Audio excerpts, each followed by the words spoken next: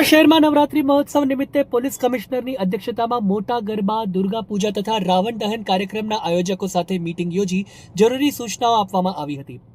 વડોદરા શહેરના police commissioner Narasimha કુમારની અધ્યક્ષતામાં સર્કિટ હાઉસ અલકાપુરી ખાતે નવરાત્રી મહોત્સવ નિમિત્તે મોટા ગરબા, દુર્ગા પૂજા તથા રાવણ દહન કાર્યક્રમના આયોજકો સાથે મીટિંગનું આયોજન કરવામાં આવ્યું હતું.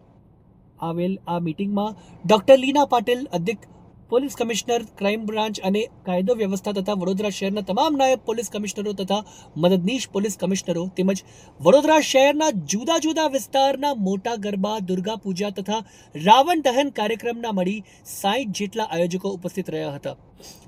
મીટિંગમાં આગામી નવરાત્રી મહોત્સવ અનુસંધાને કાયદો અને વ્યવસ્થાની પરિસ્થિતિ જાળવાઈ રહે તે અર્થે ગરબા રમવા આવતા ખેલૈયા, નાના બાળકો તથા મહિલાઓ અને ગરબા જોવા આવતા વરિષ્ઠ નાગરિકોની સલામતી અને સુરક્ષાને ધ્યાનમાં રાખી તેમના માટે આયોજન સ્થળે પ્રવેશવા તથા બહાર જવા માટે